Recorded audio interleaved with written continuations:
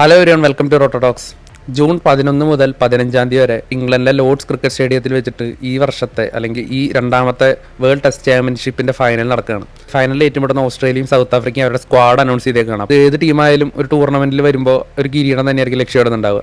എത്ര ബെറ്റർ സ്ക്വാഡായിട്ട് വന്നിട്ട് പോലും കിരീടത്തിന് അടുത്തെത്തി വഴുതി വീഴുന്ന ഒരു സൗത്ത് ആഫ്രിക്കയാണ് നമ്മൾ പലതവണ കണ്ടേക്കുന്നത്. നമുക്കറിയാം, സൗത്ത് ആഫ്രിക്ക എന്ന് പറഞ്ഞ ടീം അവരെ വർഷങ്ങളായിട്ടുള്ള ക്രിക്കറ്റ് ജേണിയിൽ ഇത്രയും മികച്ച സ്ക്വാഡ്, മികച്ച ടീം പെർഫോമൻസുകളൊക്കെ ഒരുപാട് വന്നിട്ട് പോലും അങ്ങനെ ഒരുപാട് കളിയാക്കലുകളും വിമർശനങ്ങളും കുറ്റപ്പെടുത്തലുകളും സഹതാപ എസ്സേകളൊക്കെ ഒരുപാട് നമ്മൾ സൗത്ത് ആഫ്രിക്കയെ പറ്റി കണ്ടിട്ടുണ്ട്. ഒരുപാട് എല്ലാവർക്കും ഇഷ്ടപ്പെടുന്ന ഒരുപാട് കളിക്കാരുള്ള ടീം തന്നെയാണ് സൗത്ത് ആഫ്രിക്ക. അതുകൊണ്ട് തന്നെ എപ്പോഴും ഒരു സപ്പോർട്ട്, നമ്മൾ ഇന്ത്യൻ ആരാധകരുടെ ഭാഗത്ത് നിന്ന് ഒരു സപ്പോർട്ട് എപ്പോഴും സൗത്ത് ആഫ്രിക്ക കിട്ടാറുണ്ട്. ഒരു കിരീടം അവർ അകന്ന് തന്നെ നിൽക്കുകയാണ് ഒരുപാട് നാളുകളായിട്ട്. അതൊക്കെ മാറ്റി എഴുതി ഒരു ചരിത്രം കുറിച്ച് ഒരു WTC ഫൈനലിൽ അവരെത്തിയിരിക്കുകയാണ്. ഒരു ചാമ്പ്യൻഷിപ്പ് എടുക്കാനുള്ള സുവർണ അവസരം. ടെമ്പ ബാവുമയുടെ ക്യാപ്റ്റൻസിയിൽ ടൂർണമെന്റിലുടനീളം മികച്ച പെർഫോമൻസുമായിട്ടാണ് അവർ ഫൈനലിലോട്ട് എത്തിയിരിക്കുന്നത്. പക്ഷേ കിരീടം എടുക്കുക എന്ന് പറയുന്നത് എളുപ്പമല്ല. അപ്പുറത്തുള്ളത് ക്രിക്കറ്റ് ഓസ്ട്രേലിയയാണ്. ഇത്തരത്തിൽ ഒരുപാട് ഫൈനൽ സമ്മർദ്ദങ്ങൾ അതിജീവിച്ച് തങ്ങളുടെ ഷെൽഫിൽ ഒരുപാട് കിരീടങ്ങൾ എത്തിച്ചിട്ടുള്ള ക്രിക്കറ്റ് ഓസ്ട്രേലിയ പാറ്റ് കമ്മിൻസിന്റെ നേതൃത്വത്തിൽ വീണ്ടും ഒരു കിരീടം നേടാനാണ് അവർ ലോർഡ്സിലേക്ക് പുറപ്പെടുന്നത്. ലോർഡ്സ് എന്ന് പറയുന്ന ഗ്രൗണ്ട് ക്രിക്കറ്റ് ഓസ്ട്രേലിയയുടെ പ്ലേയേഴ്സിന് സുപരിചിതമായിട്ടുള്ള ഗ്രൗണ്ട് തന്നെയാണ്. തീർച്ചയായിട്ടും ഒരു പൊടി പാറുന്ന അല്ലെങ്കിൽ ത്രില്ലിംഗ് ആയിട്ടുള്ള വൈകാരിക നിമിഷങ്ങൾ ഒരുപാട് ഉണ്ടാകുന്ന ഒരു മത്സരം തന്നെയായിരിക്കും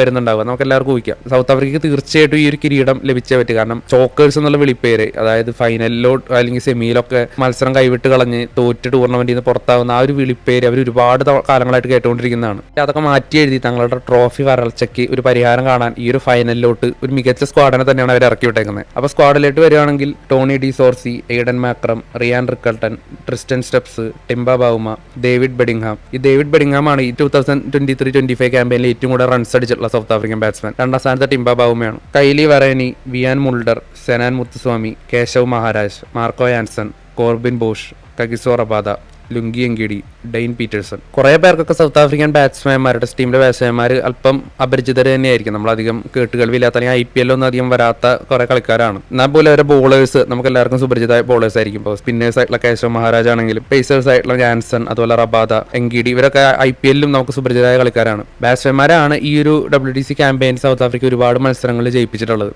ടെമ്പ ബാവുമയുടെ ഒക്കെ ഒരു കിടിലം ഫോമും കാര്യങ്ങളും ഒരുപാട് മത്സരങ്ങൾക്ക് അവർക്ക് ഒരു മികച്ച സ്കോർ ഫസ്റ്റ് ഇന്നിംഗ്സിൽ തന്നെ നേടാനായിട്ട് സാധിച്ചിട്ടുണ്ട്. പക്ഷേ ഓസ്ട്രേലിയയോട് ഏറ്റുമുട്ടാനായിട്ട് ഇതൊന്നും പോരാ, നമുക്ക് എല്ലാവർക്കും അറിയാം. എന്തായാലും ഇന്ത്യൻ ആരാധകർ ഒരു മോറൽ സപ്പോർട്ട് സൗത്ത് ആഫ്രിക്ക തന്നെയായിരിക്കും കൂടുതലുണ്ടാവുക. കാരണം നമ്മളെ തോൽപ്പിച്ചുകൊണ്ടാണ് ഓസ്ട്രേലിയ ഫൈനലിലോട്ട് വന്നിരിക്കുന്നത്. അടുത്തതായിട്ട് ഓസ്ട്രേലിയയുടെ സ്ക്വാഡാണ്. നമുക്ക് വളരെ സുപരിചിതമായിട്ടുള്ള സ്ക്വാഡാണ്. നമ്മൾ കഴിഞ്ഞ ബോർഡർ ഗവാസ്കർ ട്രോഫിയിലും കണ്ടിട്ടുള്ള ഒരു സ്ക്വാഡ് തന്നെയാണ്. അതിൽ 1-2 ചെറിയ മാറ്റങ്ങളുണ്ട്. അതിൽ ഒന്നാമത്തെ മാറ്റം കാമറൂൺ ഗ്രീൻ, അദ്ദേഹം സ്ക്വാഡിലേക്ക് അദ്ദേഹത്തിന്റെ തിരിച്ചുവരവാണ്. നമുക്കറിയാം, രോഗം ബാധിച്ച് കഴിഞ്ഞ 1-2 വർഷമായിട്ട് അദ്ദേഹം ക്രിക്കറ്റിൽ നിന്ന് ഒരു ബ്രേക്ക് എടുത്തിരിക്കുകയായിരുന്നു. അപ്പോൾ അദ്ദേഹത്തിന്റെ ഒരു തിരിച്ചുവരവ്, കാമറൂൺ ഗ്രീനിന്റെ ഒരു പ്രസൻസ് തന്നെയാണ് ഈ ഒരു സ്ക്വാഡിൽ ഒരു ഹൈലൈറ്റ് ആയിട്ട് പറയാനുള്ളത്. സ്ക്വാഡ് നോക്കുകയാണെങ്കിൽ പാറ്റ് കമ്മിൻസ് ക്യാപ്റ്റൻ. നമുക്കറിയാം, ഈ ഒരു WTC ക്യാമ്പയിനിൽ ഏറ്റവും കൂടുതൽ വിക്കറ്റ് എടുത്തിട്ടുള്ള ഓസ്ട്രേലിയൻ ബോളറാണ് പാറ്റ് കമ്മിൻസ്. അതിനോടൊപ്പം തന്നെ സ്റ്റാർക്കും, നെയ്തൻ ലയനും, ഹെയ്സൽവുഡും. ടോപ്പ് 5 വിക്കറ്റ് ടേക്കേഴ്സ് നോക്കി കഴിഞ്ഞാൽ ഈ 4 പേരുകൾ തീർച്ചയായിട്ടും അതിലുണ്ടാവും. ബോളിംഗിൽ എത്രത്തോളം സ്ട്രെങ്ത് ഓസ്ട്രേലിയയുടെ സ്ക്വാഡിനുണ്ട് എന്നുള്ളത് നമുക്ക് അതിൽ നിന്ന് തന്നെ വ്യക്തമാക്കാം. പിന്നെ ബാറ്റ്സ്മാൻമാരായിട്ട് വരുന്നത് അലക്സ് കാരി, ട്രാവിസ് ഹെഡ്, ട്രൈസറിന്റെ കാര്യം പിന്നെ പറയാനില്ലല്ലോ. അതുപോലെ ഉസ്മാൻ കവാജ, പിന്നെ സാം കോൺസ്റ്റാസ്. അദ്ദേഹം നമുക്കെതിരെ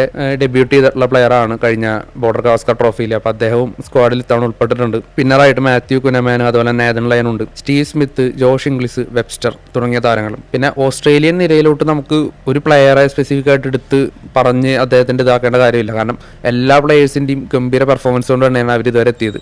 ബാറ്റിങ്ങിലോട്ട് നോക്കി കഴിഞ്ഞാൽ ഹെഡ് ആയാലും സ്മിത്ത് ആയാലും കവാജ ആയാലും ഒക്കെ മികച്ച ഫോമിൽ തന്നെയാണ്.